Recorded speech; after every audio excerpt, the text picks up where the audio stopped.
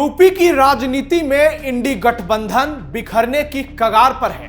2027 के विधानसभा चुनाव से कई महीने पहले ही कांग्रेस और सपा के बीच भरोसे की दीवार ढहती नजर आ रही है, जिसकी अगुवाई सहारनपुर से कांग्रेस सांसद इमरान मसूद कर रहे हैं। राम मंदिर चोरी के बीच इमरान मसूद ने जिस अंदाज में समाजवादी पार्टी और अखिलेश यादव पर हमला बोला है, उसने गठबंधन की असली तस्वीरें सामने ला दी हैं। इमरान मसूद ने साफ कर दिया है कि कांग्रेस किसी की बैसाखी नहीं, अपनी ताकत पर सियासत करती है, जबकि समाजवादी पार्टी मुसलमानों की आवाज दबाती है और गठबंधन का फायदा उठाती है। सपा मुसलमानों को बर्दाश्त नहीं कर पाती। सपा और अखिलेश कांग्रेस को कमजोर कभी न समझे। ऐसे में यह सिर्फ बयान नहीं, एक दूसरे पर डगमगाते विश्वास की कहानी नजर आती है। ऐसे में सवाल यह उठता है, जो गठबंधन यूपी में मजबूत बीजेपी और योगी आदित्यनाथ को सत्ता से उखाड़ने का हुंकार भर रही है, क्या वो इस कदर चुनाव लड़ेगी, एक दूसरे पर हमला कर, एक दूसरे को नीचा दिखाकर? फिर तो यूपी विधानसभा चुनाव की लड़ाई शुरू होने से पहले ही खत्म हो जाएगी। इसकी संभावना कुछ हद तक नजर भी आने लगी है, क्योंकि सामने तो योगी आदित्यनाथ का इतना बड़ा नाम है। नमस्कार, थर्ड आई देख रहे हैं आप, मैं हूं नवेंदु और आज के इस वीडियो में आपको बताऊंगा कैसे चुनाव से पहले ही समाजवादी पार्टी और कांग्रेस में भयंकर मारधाड़ शुरू हो चुका है।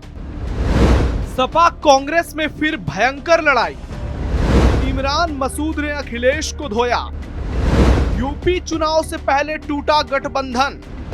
तीसरी बार योगी का सीएम बनना तय। सहारनपुर से कांग्रेस सांसद इमरान मसूद के ताजा बयानों ने उत्तर प्रदेश की विपक्षी राजनीति में जबरदस्त खलबली मचा दी है। कांग्रेस सांसद इमरान मसूद ने समाजवादी पार्टी और पार्टी नेतृत्व पर खुलकर निशाना साधा और कहा कि गठबंधन की सबसे ज्यादा जरूरत अखिलेश यादव को है और इसके लिए चर्चा भी सबसे ज्यादा समाजवादी पार्टी ही करती है।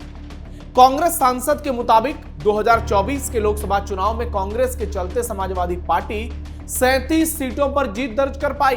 अगर कांग्रेस का साथ नहीं होता तो सपा इतनी सीटें जीत ही नहीं पाती। मसूद ने यह भी दोहराया कि कांग्रेस की अपनी वैचारिक और राजनीतिक पहचान है और वो किसी दल की मोहताज नहीं है। उन्होंने राहुल गांधी और प्रियंका गांधी के नेतृत्व को अपनी जीत का आधार बताया और साफ साफ कह दिया कि उन्होंने कभी समाजवादी पार्टी से टिकट, समर्थन या राजनीतिक एहसान नहीं मांगा। उन्होंने यह भी आरोप लगाया कि गठबंधन होने के बावजूद उनके चुनाव में समाजवादी पार्टी के कई स्थानीय नेता उनके खिलाफ काम करते नजर आए। इमरान मसूद ने मुस्लिम नेतृत्व के मुद्दे पर समाजवादी पार्टी को कटघरे में खड़ा कर दिया और कहा कि बोलने वाला मुसलमान समाजवादी पार्टी को स्वीकार नहीं है। आजम खान का उदाहरण दिया और कहा कि जो नेता अपनी बात मजबूती से रखते हैं, उनके साथ समाजवादी पार्टी सहज नहीं रहती। मस्जिद, दरगाह और मुस्लिम समाज से जुड़े मुद्दों पर समाजवादी पार्टी अक्सर चुप रहती। ऐसे में बीजेपी को हराने की जिम्मेदारी सिर्फ मुसलमानों पर नहीं डाली जा सकती। आखिर में इमरान मसूद ने यह भी स्पष्ट कर दिया कि कांग्रेस सम्मान के साथ राजनीति करेगी, किसी से भीख मांगकर गठबंधन नहीं करेगी और 2027 में अपनी ताकत के दम पर मैदान में उतरेगी। इन बयानों ने यह संदेश स्पष्ट कर दिया कि कांग्रेस के भीतर अब सपा के प्रति पहले जैसी सहजता नहीं है और पहले भी नहीं थी। इतिहास भी गवाह है, दोनों दलों के रिश्तों में खटास सामने दिख रहा है और इसकी बड़ी वजह मुस्लिम वोट बैंक है। दोनों ही पार्टियां मसीहा बनने में लगी हुई हैं और इसी के चलते अब दोनों एक दूसरे पर जबरदस्त वार पलटवार कर रही है। इमरान मसूद के बयान पर आशुतोष वर्मा, जो पार्टी के प्रवक्ता हैं, उनका बयान सामने आ गया, जिन्होंने समाजवादी पार्टी की ओर से कांग्रेस की हालत खराब कर दी और कहा कि समाजवादी पार्टी के चलते ही कांग्रेस पार्टी की साख यूपी में बची हुई है। मुस्लिम वोटों के लिए सपा कांग्रेस में आर पार। इमरान मसूद के तीखे बयान सिर्फ व्यक्तिगत नाराजगी नहीं है, बल्कि उत्तर प्रदेश में कांग्रेस और समाजवादी पार्टी के बीच मुस्लिम वोट बैंक को लेकर बढ़ती प्रतिस्पर्धा की झलक भी मानी जा रही है। कांग्रेस को यह चिंता है कि कई प्रदेश में मुस्लिम वोटर क्षेत्रीय दलों के साथ मजबूती से डटे हैं, जिससे राष्ट्रीय स्तर पर उसकी पकड़ कमजोर हुई है। उत्तर प्रदेश में समाजवादी पार्टी लंबे समय से मुस्लिम यादव पॉलिटिक्स करती रही है। मुलायम सिंह यादव से लेकर अखिलेश यादव तक समाजवादी पार्टी ने खुद को मुसलमानों के मुद्दों पर सबसे प्रमुख आवाज के तौर पर स्थापित की है, जिससे कांग्रेस के लिए उस वोट बैंक में अपनी स्वतंत्र जगह बनाना चुनौतीपूर्ण हो रहा है। यही दूसरे राज्यों में भी देखने को मिल रहा है। बिहार में आरजेडी है, देख लीजिए। दूसरी ओर हाल ही में अखिलेश यादव का यह भी बयान चर्चा में रहा मीटिंग में समाजवादी पार्टी के, कि यदि लोकसभा चुनाव में कांग्रेस को कम सीटें दी गई होती तो समाजवादी पार्टी और बेहतर कर सकती थी। 37 के बदले हम 40-42 सीट जीत सकते थे। इसके बाद दोनों दलों के बीच खिंचाव और स्पष्ट दिखाई देने लगा। दूसरी ओर उत्तर प्रदेश की राजनीति में पिछले कुछ सालों से एक बड़ा बदलाव यह देखने को मिला है कि राम मंदिर के निर्माण के बाद बदलते माहौल ने प्रदेश की राजनीति की दिशा ही बदल दी। अब कांग्रेस हो या समाजवादी पार्टी, दोनों तुष्टीकरण की राजनीति तो करते हैं, लेकिन खुलकर राम मंदिर या हिंदुओं की विरोध की स्थिति में नजर नहीं आते। दोनों दल ये समझ चुके हैं कि बड़ी संख्या में हिंदू वोटर आस्था के सवाल पर बेहद संवेदनशील हैं और योगी आदित्यनाथ के साथ हैं। ऐसे में दोनों ही पार्टियां खुद को पूरी तरह से सेकुलर तो दिखाती है, लेकिन खुलकर हिंदुओं पर हमला करने की हिम्मत नहीं जुटा पाती। पिछले कुछ दिनों में समाजवादी पार्टी मंदिर, संत समाज और धार्मिक आयोजनों से दूरी बनाने से बच रही है। शंकराचार्य, अभिमुक्तेश्वरानंद और ब्राह्मणों के करीब जा रही है, जिससे दोनों दलों के बीच प्रतिस्पर्धा तेज हो गई है। कांग्रेस चाहती है कि मुसलमानों की पहली पसंद वही बनी रहे जिसका राष्ट्रीय लाभ उसे मिले, जबकि समाजवादी पार्टी चाहती है कि विपक्ष के भीतर कांग्रेस दोबारा बड़ी ताकत के तौर पर सामने नहीं आए। यही कारण है कि गठबंधन के बावजूद दोनों दलों के बीच बयानबाजियां लगातार बढ़ती जा रही हैं और एक दूसरे को नीचा दिखाने की होड़ सी लग गई है।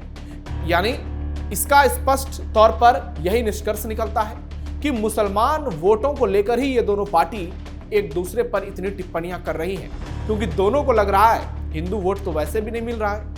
अगर मुसलमानों को अपने साथ जोड़कर नहीं रखेंगे तो फिर मुसलमान बट जाएंगे, क्योंकि सामने मायावती और ओवैसी जैसे दिग्गज भी चुनावी मैदान में ताल ठोक रहे हैं। मायावती ओवैसी ने बिगाड़ा सपा कांग्रेस का खेल। इसी राजनीतिक खींचतान के बीच कांग्रेस पार्टी अब अपने लिए नए विकल्प भी तलाशती हुई नजर आ रही है और पिछले कुछ दिनों में इसके कई उदाहरण भी देखने को मिले हैं।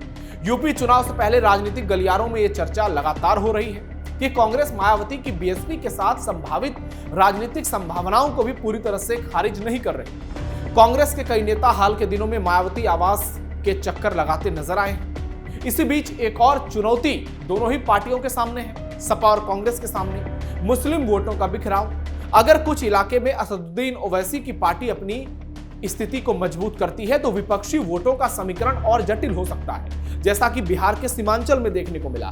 ऐसे में कांग्रेस, समाजवादी पार्टी और बीएसपी तीनों अपने अपने राजनीतिक गणित के हिसाब से रणनीति बना रही है। यही कारण है कि विपक्ष के भीतर सहयोग से ज्यादा अविश्वास और राजनीतिक प्रतिस्पर्धा की तस्वीर दिखाई देने लगी है। इसी बीच ओवैसी ने बहराइच से अपने प्रदेश अध्यक्ष शौकत अली को टिकट भी दे दिया है। तो क्या उत्तर प्रदेश में ओवैसी की एंट्री से समाजवादी पार्टी और कांग्रेस दोनों घबरा गई है? और ये घबराहट इसलिए नजर आ रही है क्योंकि मुस्लिम वोटों में बिखराव साफ साफ नजर आ रहा है, जिसका आधार बिहार का विधानसभा चुनाव है और सीमांचल इसका केंद्र के तौर पर देखा गया। विपक्षी लड़ाई के बीच योगी की जीत पक्की। उत्तर प्रदेश में अगर यही खींचतान समाजवादी पार्टी और कांग्रेस में आगे भी जारी रहती है तो इसका सबसे बड़ा सियासी फायदा बीजेपी और योगी आदित्यनाथ को मिलेगा। यदि 2027 तक यही स्थिति बरकरार रहती है तो मुख्यमंत्री योगी आदित्यनाथ और बीजेपी ये कहने की स्थिति में होंगे कि जो दल आपस में भरोसा नहीं बना पा रहे वो प्रदेश को स्थिर सरकार कैसे दे पाएंगे। दूसरी ओर विपक्ष का वोट यदि किसी कई हिस्सों में बढ़ता है तो उसका सीधा लाभ बीजेपी को ही मिलेगा। हालांकि चुनावी राजनीति में परिस्थितियां तेजी से बदलती हैं और हवा का रुख कभी भी बदल सकता है। गठबंधन या राजनीतिक स्थिति भी अलग हो सकती है, लेकिन मौजूदा बयानबाजी ने इतना जरूर दिखा दिया है कि विपक्ष के सामने सबसे बड़ी चुनौती बीजेपी नहीं बल्कि अपनी आपसी एकजुटता है, आपसी गठबंधन है।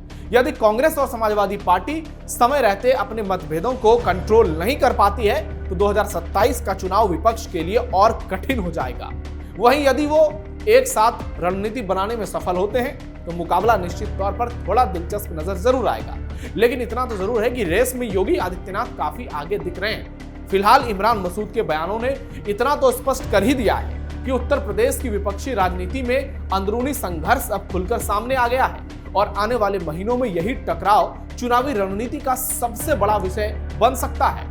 यानी अब सवाल यह हो रहा है कि दोनों पार्टियों के बीच सीट शेयरिंग कैसे होगा, तो उससे भी बड़ा सवाल है।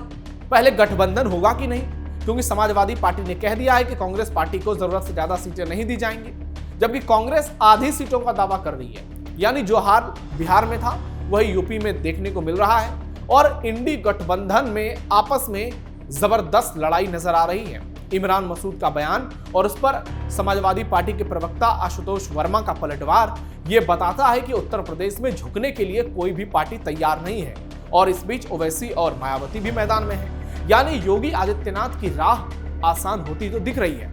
ऐसे में सवाल ये भी है कि आने वाले समय में क्या समीकरण बदल सकते हैं, क्या हवा का रुख बदल सकता है। फिलहाल इसकी संभावना बेहद कम नजर आ रही है। आपकी राय क्या है कमेंट बॉक्स में जरूर बताइए। हमारे वीडियो को लाइक कीजिए, शेयर कीजिए और चैनल को सब्सक्राइब कीजिए। फिलहाल के लिए इतना ही, धन्यवाद।